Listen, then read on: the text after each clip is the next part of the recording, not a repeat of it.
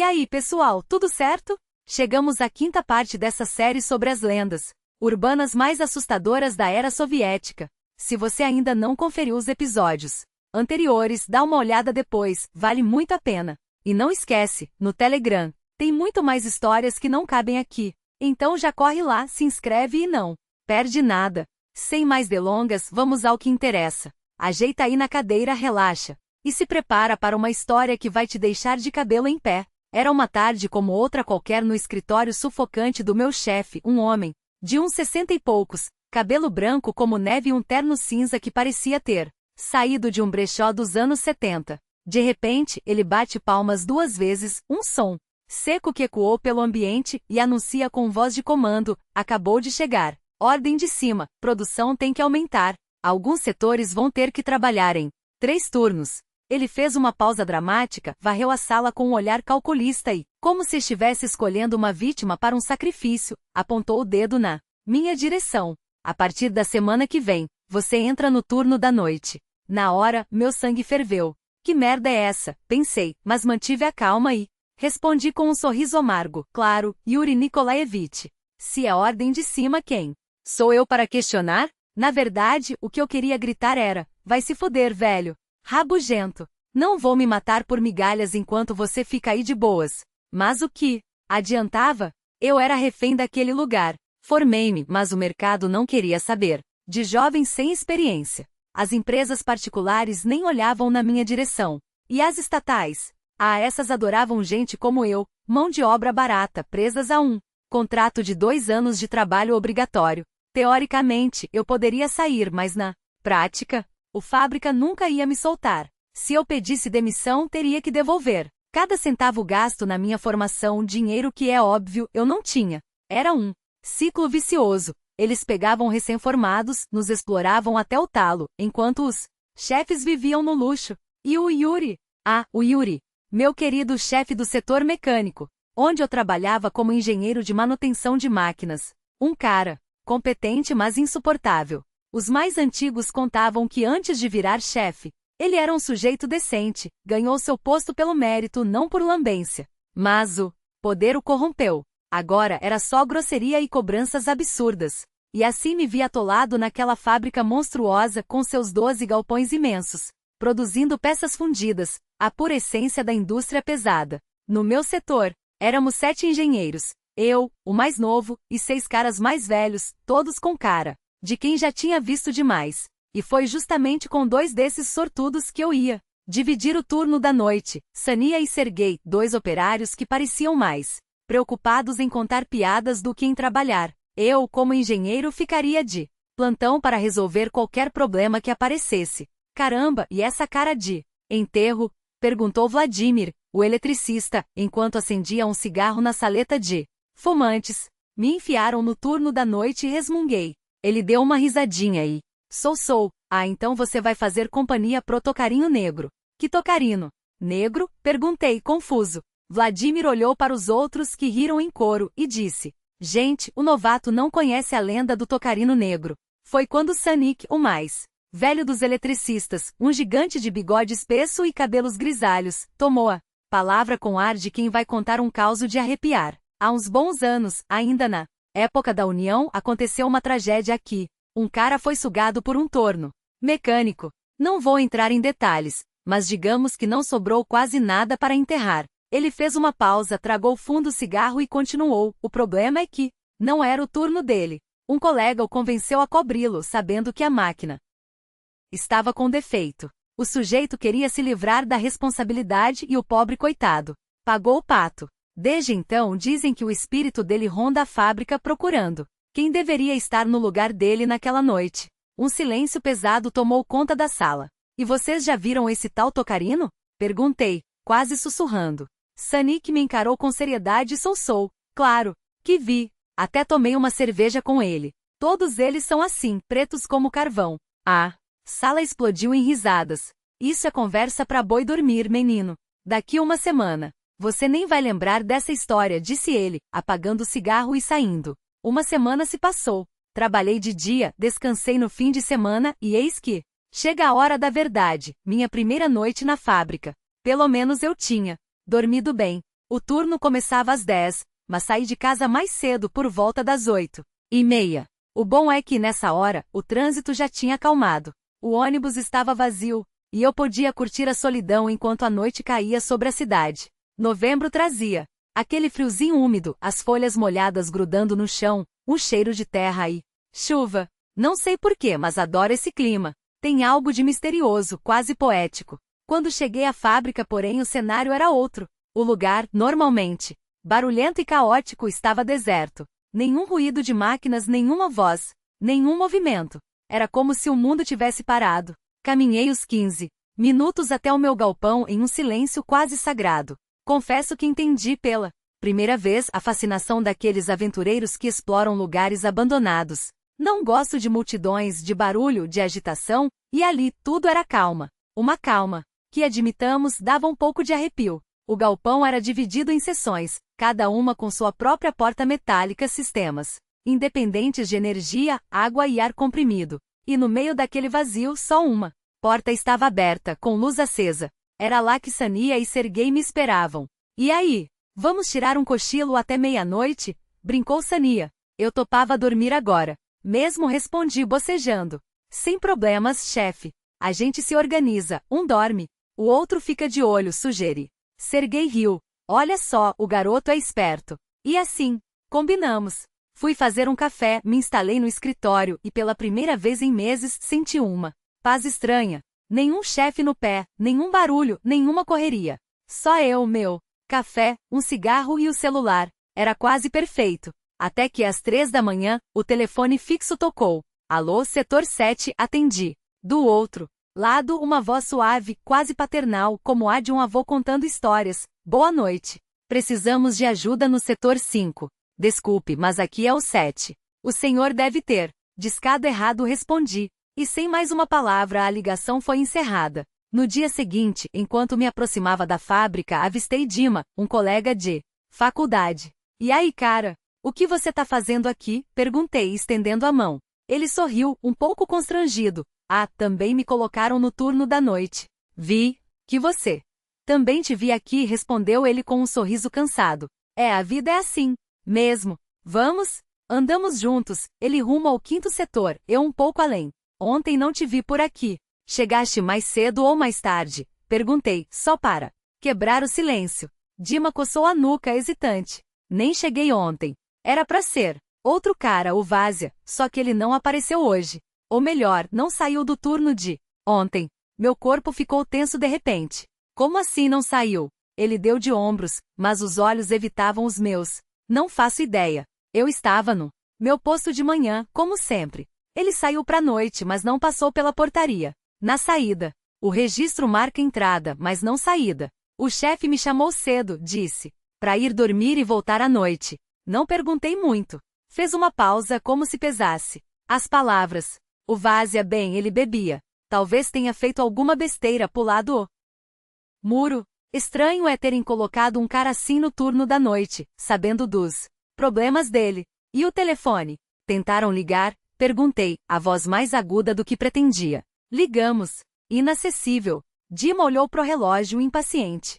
Bom, vou pro meu setor. Se precisar de algo, passa lá. Como dizia aquele desenho, entre sem bater ponto. Ri sem graça e virou pela entrada do 5º setor. Vou pro meu também, respondi, mas a risada morreu na garganta. Tudo estava igual ao dia anterior. Os rapazes nos tornos, eu na cabine, o café na caneca, o cigarro entre os dedos. Pouco depois das 3, o telefone fixo tocou. Atendi. E lá estava aquela voz áspera de velho, como se viesse do fundo de um poço. Boa noite. Precisamos de ajuda no 5º setor. Pelo amor de Deus, soltei, exasperado. Liguem pro 5º setor. Aqui é o 7º.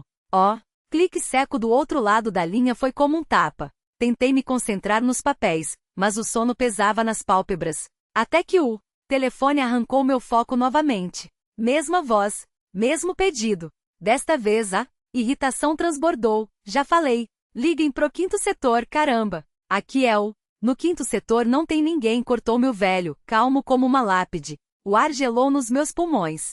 Claro que tem. O Dima está lá. Ligaram pra ele? Não tem. Desliguei com um golpe seco. Os dedos tremiam quando desquei o número de Dima. Nenhuma resposta. Deve estar dormindo, tentei me convencer. Mas a segunda, a terceira chamada, nada. Uma ansiedade surda foi crescendo como ferrugem em veias. Vou até lá, decidi. Vesti o casaco de trabalho e segui pelo corredor mal iluminado. Ao chegar, encontrei Dima caído na cadeira, a cabeça jogada para trás, roncos abafados saindo da garganta. Acorda, seu preguiçoso. Bati no encosto com força. Ele se sobressaltou, os olhos vidrados. Não tô dormindo, Oleg. Tô trabalhando. Sua voz ainda engasgava com o sono.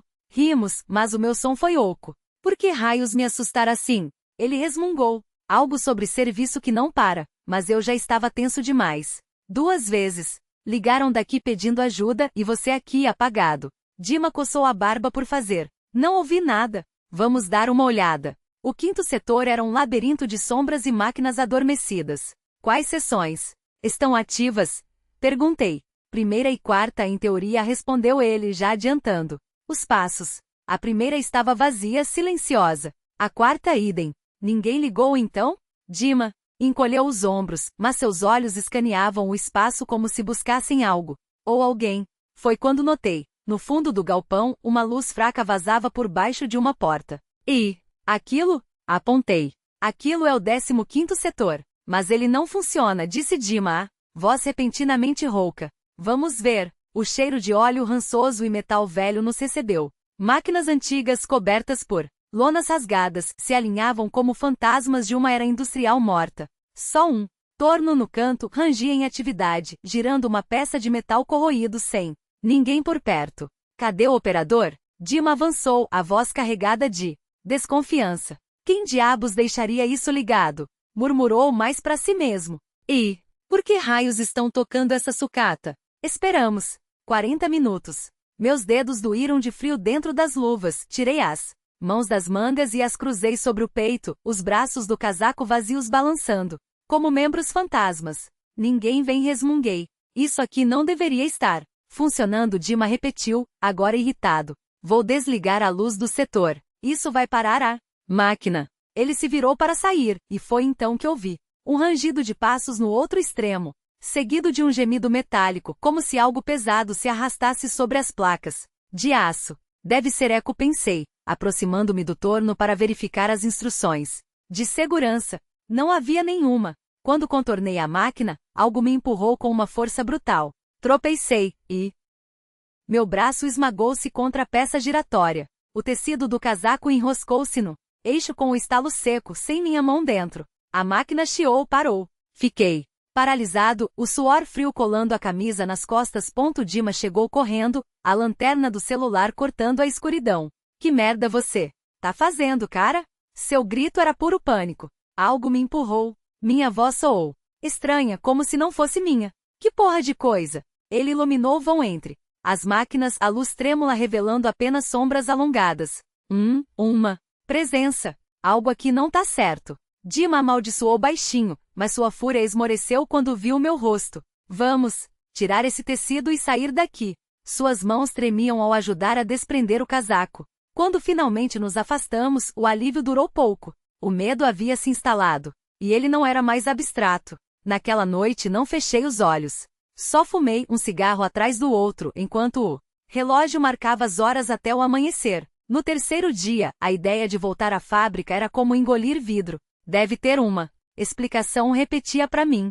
Setor esquecido aberto, máquinas sem manutenção. Telefonemas de bêbados entediados. Até o empurrão eu justifiquei. Olho no chão. Descuido. Coisas que acontecem. Mas quando cheguei e o telefone tocou novamente, aquela voz, aquele pedido. Algo em mim estalou. Chega! Gritei na linha. Parem com essa palhaçada. Ligam pro 5º setor, se divertem lá. Ligamos. Não tem ninguém no 5º setor. A conexão caiu. Fiquei com o fone colado à orelha, o coração batendo nos dentes. Desquei para Dima. Sem resposta. De novo dormindo, seu idiota? Mas a inquietação. Era um animal vivo dentro de mim. Levantei-me, determinado a confrontá-lo, até que uma ideia me golpeou. Peguei o telefone e liguei para Sania, um colega do meu setor. E aí, não quer dar uma saidinha? Um café, um cigarro? Tô morrendo de tédio aqui. Ele topou na hora. Na fumódromo, seu rosto se iluminou ao me ver. Cara, tá com cara de quem viu fantasma. O que foi? Engoli em seco. Uns trotes do quinto setor. Ligam pedindo ajuda, mas quando chego lá, nada. Quer dar uma passada comigo? Só pra confirmar que não tô pirando? Sania riu, mas aceitou. Vamos. O que pode? Sua voz morreu quando cruzamos a porta do quinto setor. O silêncio era espesso demais. Demais mesmo. A cada passo que avançávamos, o ar ficava mais denso, como se a própria fábrica respirasse ameaças. Primeiro, resolvemos procurar o Dima. Sua sala estava vazia. Chá pela metade na mesa, o celular aberto em alguma tela, mas dele nem sombra. Fui até o banheiro, nada. Talvez no galpão? Sania sugeriu com uma calma que me gelou as veias. Talvez, respondi, enquanto uma voz dentro de mim gritava para correr. Mas concordamos. E foi o nosso erro. O galpão estava deserto. Máquinas ligadas, tudo no lugar, mas sem um único ser humano à vista. Nem no primeiro setor, nem no quarto. Sania notou uma luz fraca, vindo do 15º. Aquele maldito 15º. Vamos dar uma olhada? Perguntou, já se movendo na direção. Meu corpo inteiro se recusava, mas os lábios traíram. Tá bom. Só um minuto. Na verdade, eu precisava de um plano. Quando ele virou as costas, fingi ir ao banheiro e me escondi atrás de uma coluna. Esperei, observando. E então vi. Assim que Sania cruzou a linha imaginária daquele setor, algo invisível o arremessou contra a máquina. Não foi um empurrão, foi como se o ar se solidificasse em punhos. Seu corpo girou no vórtice de engrenagens, e o grito se transformou em um estalo, úmido, ecoando pelas paredes como um tiro. Quis correr, mas meus músculos, travados, só conseguiram assistir ao próximo horror. A máquina parou. O que restou de Sania pendurado em um cano, balançando como um boneco de pano rasgado. E então ele emergiu das sombras. Não era humano. Ou melhor, já tinha sido. Uma criatura feita de ossos mal costurados, articulações torcidas em ângulos que faziam a bile subir na garganta. A cabeça pendia para os lados, como se a cada passo a coluna estivesse prestes a ceder. Movia-se devagar, arrastando os membros como um velho com reumatismo. Mas havia uma precisão terrível naquele arrasto. Chegou perto dos restos de Sania. Arrancou-o do cano com um puxão seco e sacudiu como quem desamassa um pano. Depois, com uma voz que eu reconhecia, a mesma dos telefonemas, a mesma que sussurrava: isso não é ele. Não é você, a coisa falou. Não eram palavras. Era um rosnado gutural, uma imitação grotesca de fala, como se as cordas vocais tivessem sido esmagadas e recoladas errado.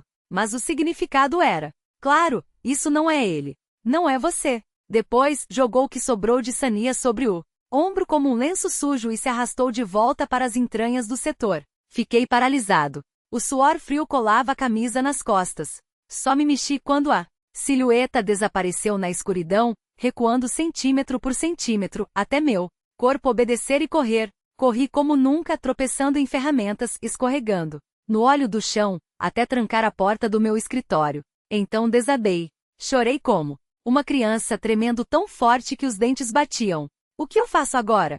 Denunciar? Você vai parar no hospício. Ou pior, na cadeia. 6 pessoas desaparecidas em 3 noites, e eu era o último a ver a maioria delas. O telefone tocou. Era o Serguei. Hesitei. Respirar fundo, engolir o pânico, atender com uma voz que não era minha. Alô? Onde vocês estão? A irritação dele do outro lado da linha era quase um alívio. Tô aqui. E o Sania? Como eu vou saber? Fumamos um cigarro, ele foi embora. Não tô com ele há horas. Mente sem pestanejar. Ele falou alguma coisa do 5º galpão. Uma isca. Se o Serguei desaparecesse, pelo menos não seria minha culpa. No 5º? O que ele ia fazer lá? Não faço ideia. Vai lá dar uma olhada. Tá bom, vou. A ligação terminou. Contei 20 minutos. Depois, tentei ligar de volta. O número discado não está disponível. Acabou, pensei. Agora é só questão de tempo. Nos 2 dias seguintes, fingi estar doente. Dor de barriga, enxaqueca, o que fosse. Mas na semana seguinte, o procurador começou a aparecer. 6 desaparecidos. Ninguém tinha provas contra mim, com metade eu mal tinha falado, mas os olhares eram suficientes. As gravações das ligações não mostravam nada além de conversas normais. Até que 1 mês depois, na Fumódromo, percebi, não via-o Sanic há semanas. Perguntei a um eletricista. O Sanic? Saiu faz 1 mês. Falou que estava cansado da vida, coitado. Cansado como? O cara deu de ombros. Trabalhou aqui desde novo, depois pegou cana nos anos 90, voltou. O diretor da época até ajudou ele, arrumou apartamento, carro, o emprego de volta. Dizem que foi por causa de um acidente aqui mesmo. Meu sangue gelou. Que acidente? Ah, cara morreu no 5º galpão, setor 15. O Sonic estava envolvido, mas dizem que foi sem querer. Pegou 5 anos. E o diretor? Esse aí sumiu pouco depois. Falam que se matou. Naquela noite, procurei no único site que ainda tinha arquivos antigos. Uma foto do Sonic jovem, sem bigode, mas com os mesmos olhos cavados. A manchete. Tragédia no setor 15. Operário morre em acidente com máquina. Colega condenado. Vasily Alexandrovich Semenov, 5 anos de prisão. O diretor o protegeu. Em troca. De quê? A resposta veio como um sussurro na minha nuca. O Sonic deve ao homem de ossos. E agora? Ele está cobrando. A voz de Veler ainda ecoava como um fantasma entre os juncos, mas Dian já não ouvia nada além do próprio sangue latejando nos ouvidos. Deveria ter esperado os soldados. Deveria ter ouvido os mais velhos. Mas e daí? Seus dedos cravaram-se na madeira podre do poste, as farpas entrando como agulhas sob a pele. O último amuleto, um feixe de galhos de salgueiro entrelaçados com fios de linho apodrecido. Balançava no vento como um aviso. Alguém tinha arrancado os outros. Recentemente. Filhos da puta, cuspiu entre os dentes, a saliva misturando-se à lama que escorria de seu queixo. Não eram só os nortenos. Algo mais tinha passado por aqui. Algo que não temia os símbolos sagrados, que pisoteava as marcas de proteção como se fossem folhas secas. O medo que ele tanto tentará afogar na raiva, agora subia pela garganta. Como Billy. Mas não havia volta. Não depois do que Veler tinha dito. Ninguém volta de lá. E ainda assim, ele avançaria. Porque se havia uma chance, uma única chance, de que sua mulher ainda respirasse, de que a risada da filha não tivesse sido engolida pela escuridão para sempre, então ele rastejaria por esse pântano, amaldiçoado até que seus ossos apodrecessem na lama. O céu ardia. As últimas labaredas do sol rasgavam as nuvens como feridas abertas, pintando o horizonte de um vermelho tão profundo que parecia sangue seco. Dian não tinha tempo para admirar. A noite caía como uma lápide e com ela, o tufo espesso do nevoeiro começava a se arrastar pelos ocos do barranco, enrolando-se em torno de seus tornozelos como dedos gelados. Ele tropeçou. O couro com água afundou em uma poça negra com um som úmido definitivo. O punhal, aquele que afiou 1000 vezes na bigorna, com o cabo de osso de veado que a filha lhe dera no último inverno, deve ter escorregado quando ele caiu de joelhos mais cedo. Não importa. Nada importava além do próximo passo, e do próximo, até que suas pernas, já trêmulas de exaustão, cedessem de vez. O declive se tornava mais íngreme. A terra, antes firme sob suas botas, agora chupava seus pés como uma boca faminta. Cada passo era uma batalha. A lama sugava, o frio mordia, e o silvo do vento entre os juncos soava como risadas abafadas. Ou seria só sua imaginação? Dian parou ofegante, apoiando as mãos nos joelhos.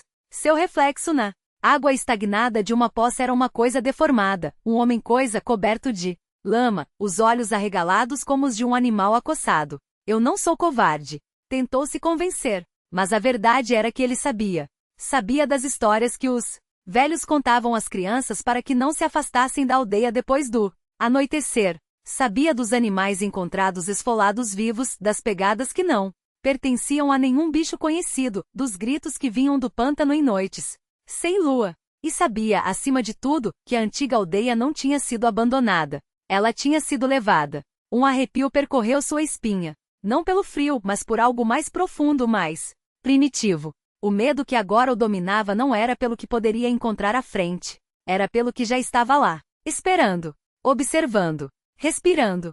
Dian fechou os olhos. Por um segundo, viu o rosto da mulher iluminado pelo fogo da lareira, enquanto ela cantava para a filha adormecer. Ouviu a risada da menina, quando ele a jogava no ar, fingindo não conseguir pegá-la. Isso não pode ser o fim. Não podia. Quando abriu os olhos novamente, a escuridão era quase total. Só o brilho fraco dos amuletos podres no poste, aqueles que ainda restavam, emitia uma luz doentia, como se estivessem envenenados. Ele estendeu a mão tocando a madeira úmida. Avançar. Era tudo que restava. Avançar até que o pântano o engolisse ou até que ele encontrasse o que procurava, mesmo que fosse apenas ossos.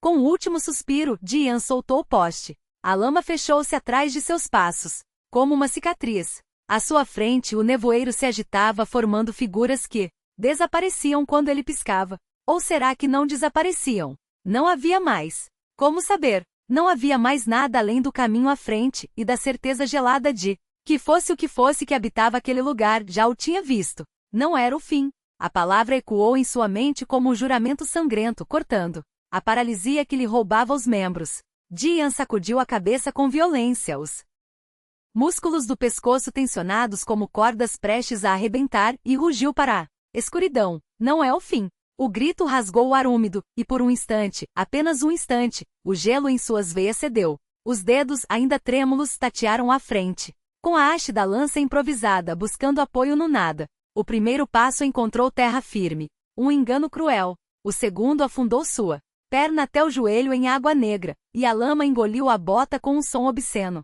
como se o pântano estivesse mastigando seus ossos. Dian praguejou entre dentes. Perdeu o equilíbrio e despencou de costas, as mãos afundando em algo podre e mole. Algo vivo. Os dedos fecharam-se em torno de um objeto frio, úmido, errado e, quando apergou com força, um grito lhe escapou da garganta, primitivo e descontrolado. Ele se debateu como um animal enlaçado, arrancando a própria pele, nas garras do lodaçal, até que finalmente se arrancou da armadilha e rolou para longe, ofegante e ensopado em suor e sangue. Por longos minutos, permaneceu deitado na terra encharcada, tremendo como se o próprio inferno tivesse cuspido de volta. Cada respiração queimava, cada batida do coração era um martelo contra as costelas. Mas quando a névoa em sua mente começou a se dissipar, algo pior que o medo dominou, curiosidade. Com os dentes cerrados, arrastou-se de volta ao local da queda, as pontas dos dedos roçando o que quer que fosse aquilo. Pele fria,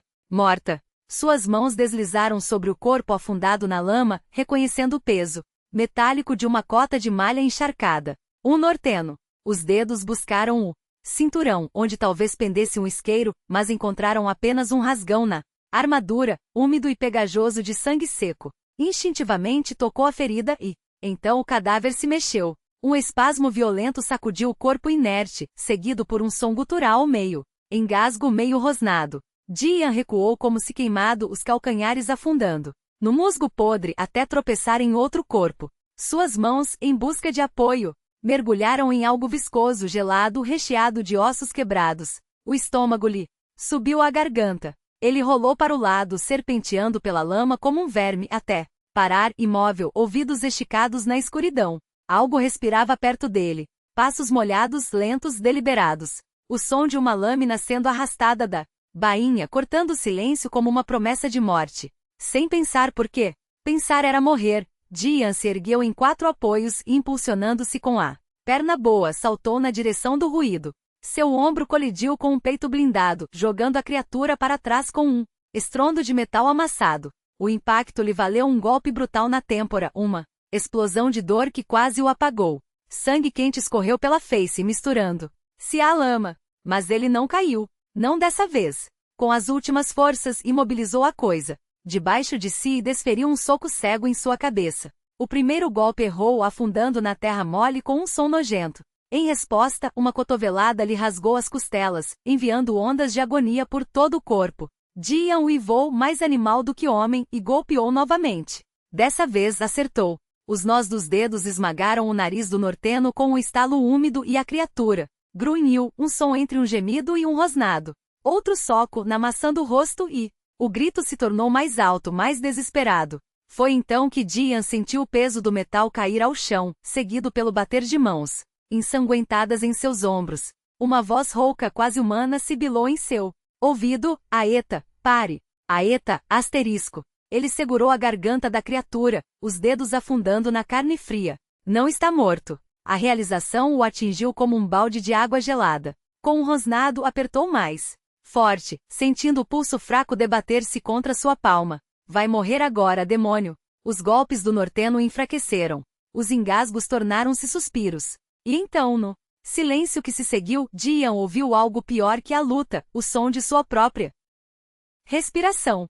Soltou a garganta do homem com um tremor, recuando como se a carne queimasse. O norteno arfou, sugando o ar como um afogado, e Dian cuspiu no chão, a bile queimando sua garganta. Quer viver um pouco mais? Sua voz era um raspão de ferro enferrujado. Arrume luz. Mas se mexer na minha direção, juro pelos deuses que te afogo nesta. Merda. O homem, e porque era um homem, não um monstro, não um espectro, tentou-se erguer, a cota de malha rangendo como ossos quebrados. Um riso rouco, úmido, escapou de seus lábios. Vê-a, mão pesada, disse ele, com um sotaque grosso que distorcia as palavras. Dian não respondeu. Observou enquanto o norteno, cambaleando, arrastava algo pesado pelo chão. Um estalo de pedra contra metal. Faíscas. 1, 2, 3, até que uma chama trêmula dançou sobre o pavio seco de um archote. A luz revelou um rosto, queixo quadrado, barba ruiva e rala, olhos afundados em órbitas escuras.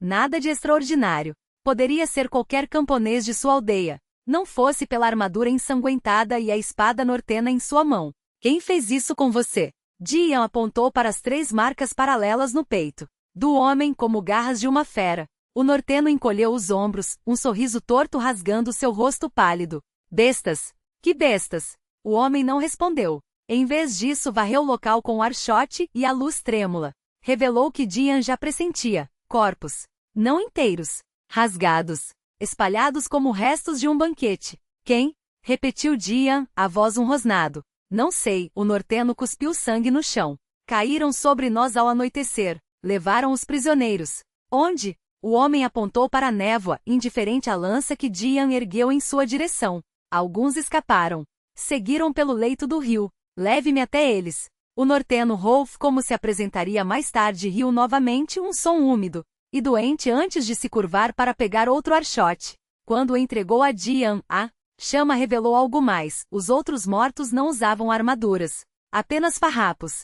Machados quebrados, lanças lascadas. Camponeses. Como te chamas? Perguntou Rolf enquanto Dian aceitava o fogo. Não é da sua conta. Nome longo. O norteno tossiu, cuspindo um coágulo escuro. Eu sou Rolf. Ergueu a espada, a lâmina refletindo a luz trêmula. Não vai tirar de mim? Dian olhou para a arma, depois para sua própria lança. Pra quê? Tenho a minha. Rolf riu novamente, um som que mais parecia um engasgo, e seguiu adiante manco, arrastando a perna direita. O sangue escorria por suas calças, escurecendo o tecido.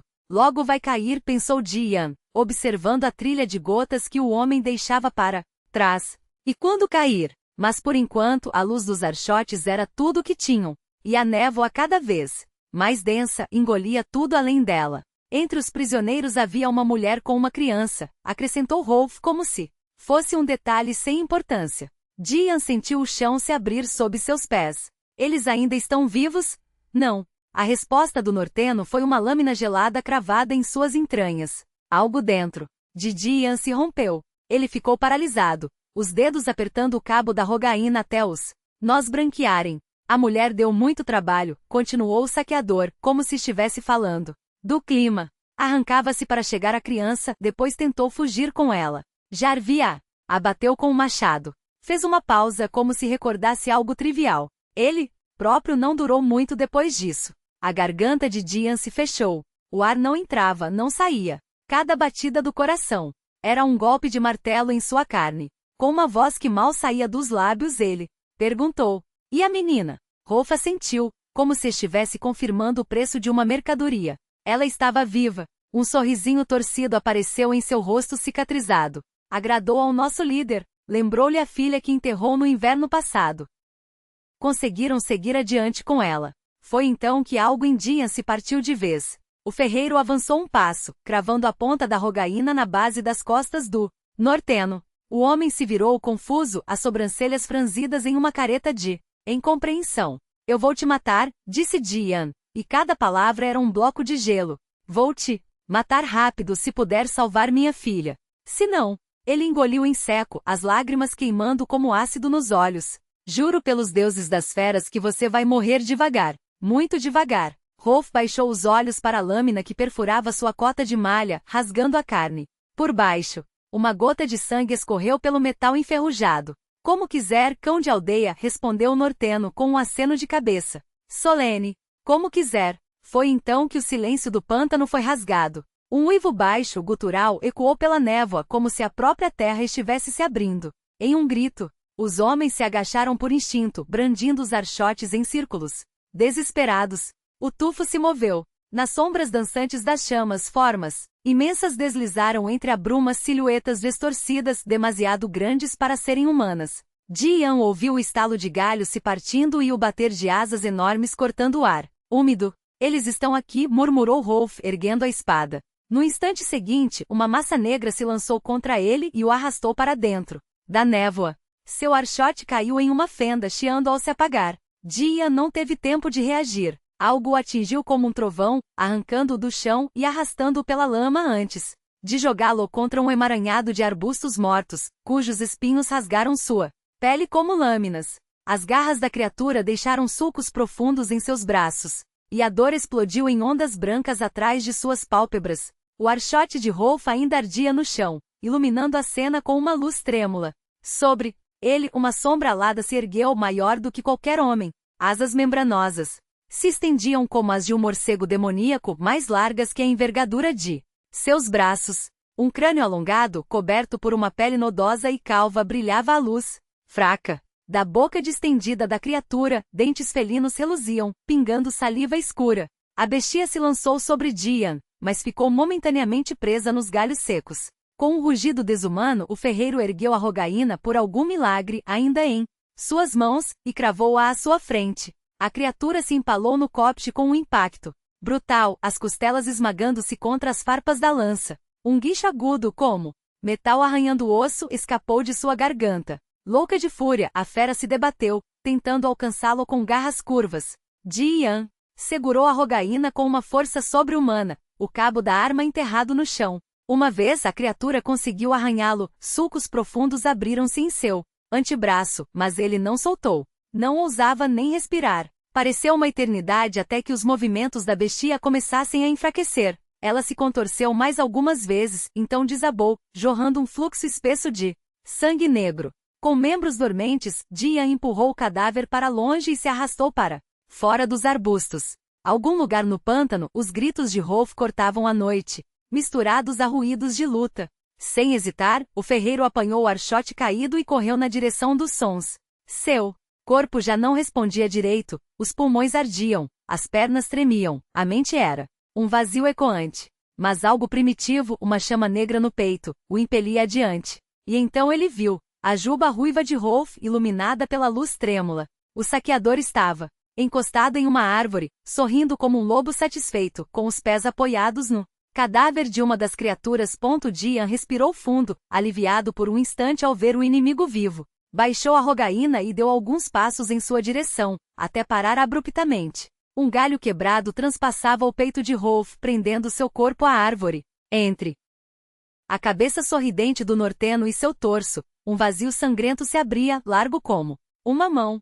Parecia que antes de morrer, a bestia havia alcançado sua presa.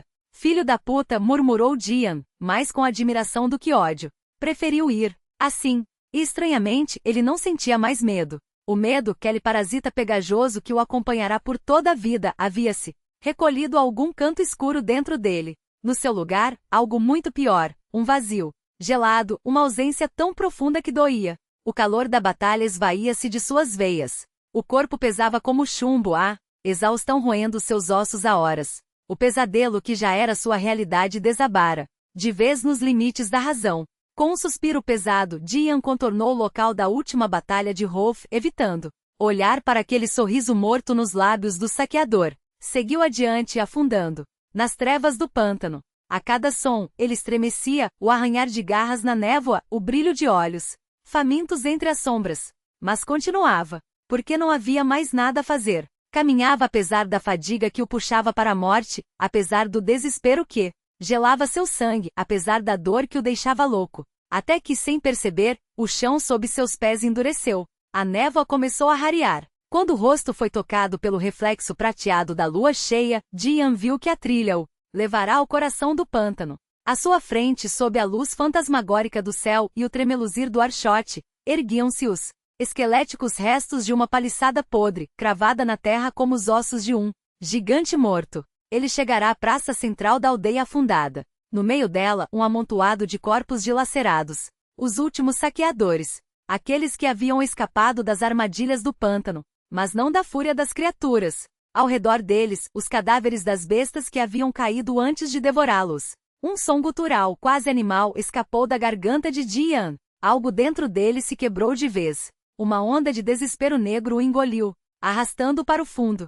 Com pernas trêmulas ele avançou passo a passo em direção àquele monturo de morte. Filha! As lágrimas começaram a cair, e a cada passo, seus soluços ficavam mais altos, mais desesperados. O ar queimava em seus pulmões, a última umidade de seu corpo, escorrendo pelas faces marcadas. Ele não viu as sombras aladas que rastejavam entre as ruínas. Não viu os dentes, brancos reluzindo à luz da lua. Não viu o que restara dos nortenos depois do banquete.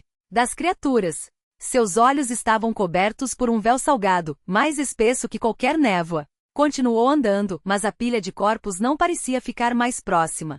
Como se algum deus cruel do pântano quisesse lhe dar uma última misericórdia, não tirá-lo da esperança até o último instante. Filha! Do canto do olho, Dian captou um movimento. Uma sombra se lançou sobre ele. Com um rugido que não parecia humano, ele golpeou com toda a força que lhe restava. A rogaína cravou-se no crânio da criatura com um estalo nauseante. A bestia desabou, silenciosa. Arrancando a arma com um puxão violento, Dian girou e cortou o pescoço de um segundo monstro que recuou uivando, pressionando a ferida com uma garra ensanguentada.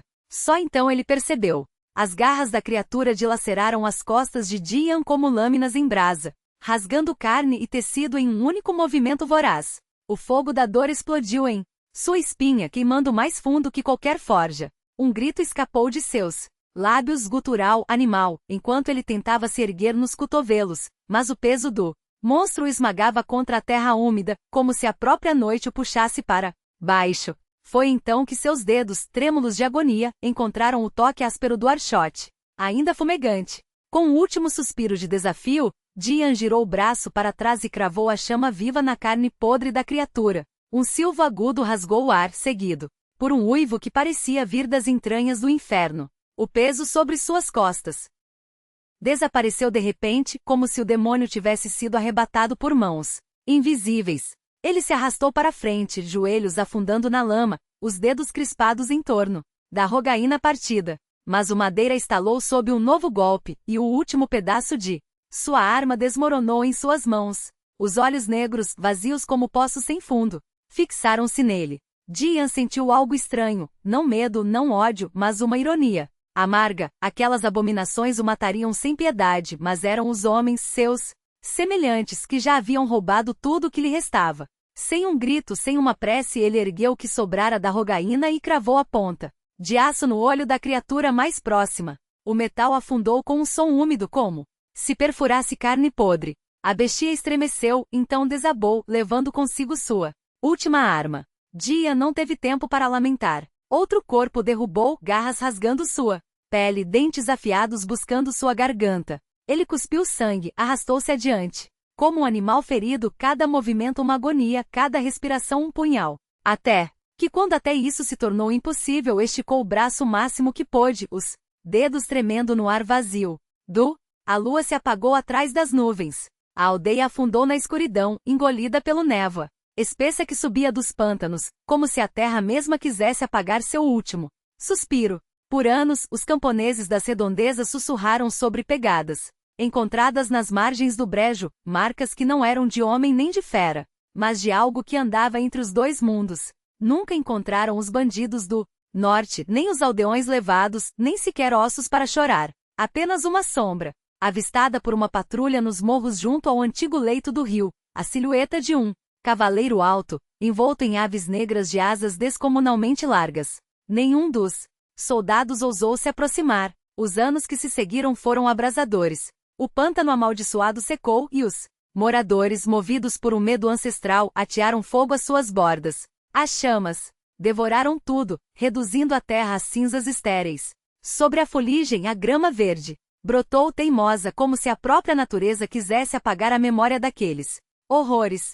As histórias se desvaneceram com as gerações, mas ninguém jamais se atreveu a reconstruir uma casa perto daquele leito seco. Música distorcida, como um vinil riscado. Isso aconteceu em 1959. 2 anos antes, eu era apenas mais um funcionário do partido, um nome em meio a centenas, cumprindo cotas, assinando papéis, sonhando com algo maior. Não me destacava, apenas trabalhava como todos, sem falhas, mas com uma fome silenciosa por respeito, por ascensão, por um lugar à mesa onde as decisões eram tomadas. Em 1957, depois de 2 anos de dedicação obstinada, veio a promoção. Comitê de controle do partido. O trabalho ficou mais pesado, mas também mais interessante. Um mês depois, me entregaram um carro de serviço. Não qualquer carro. Uma Volga 21 nova em folha, o preto polido refletindo a luz como espelho.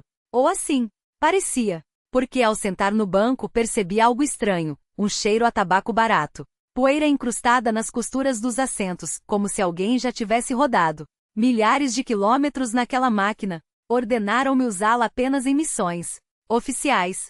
A primeira vez foi no final de outubro. Voltava de uma cidadezinha qualquer, daquelas que se multiplicavam como formigas pelo mapa da União, após uma reunião rotineira com os camaradas locais. O relatório estava pronto, o motor ronronava.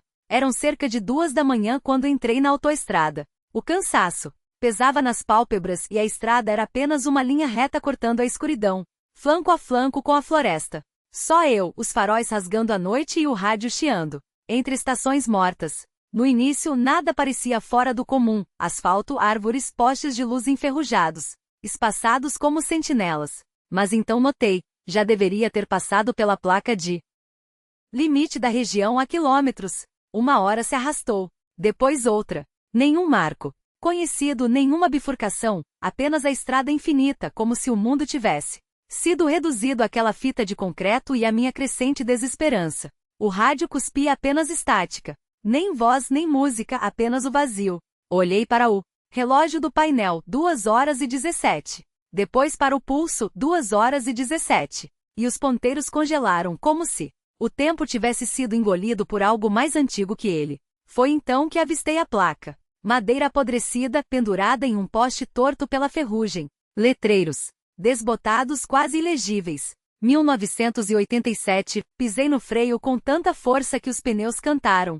A garganta secou. 1987. Era outubro de 1959. Ainda discutíamos se o homem chegaria à Lua, e ali, cravado na madeira, estava um futuro que não deveria existir. Toquei as letras com os dedos e recuei como se tivesse levado um choque. Não eram pintadas. Estavam queimadas no madeira, como se alguém as tivesse marcado com um ferro em brasa. Virei-me para a Volga.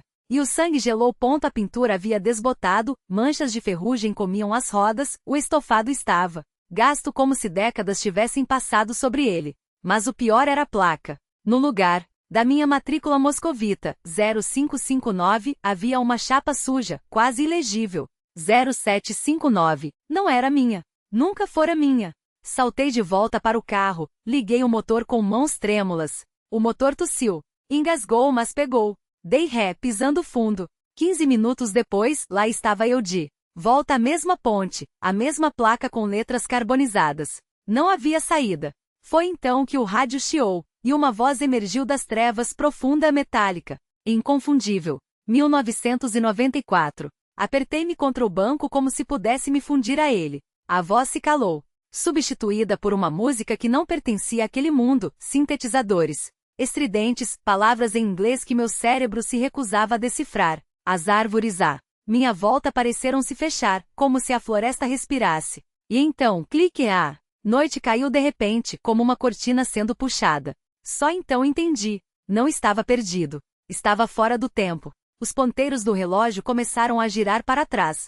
2h15, 2h13, 2h10, a estrada fez uma curva brusca à esquerda, e de repente me vi em uma rua de terra batida, ladeada por casas de madeira tortas, cerca de tábuas podres. Em uma das paredes, um pedaço de jornal rasgado. Desci, arranquei-o. 6.942. O ar dentro do carro estava quente, vivo, como se a máquina respirasse. O volante estava gasto, o cheiro de óleo queimado e lã molhada impregnava o interior. No rádio, apenas marchas militares, vozes que falavam de Stalingrado, de contra-ataques, de uma guerra que eu deveria ter deixado para trás. Tentei fugir, Mas toda vez que acelerava, a estrada me trazia de volta àquela aldeia. Maldita! Foi então que desisti. No porta-malas havia roupas velhas, um macacão de operário, uma gorra surrada, uma capote militar puída. Vesti-as, deixei a Volga escondida atrás de um celeiro e caminhei até o soviete local.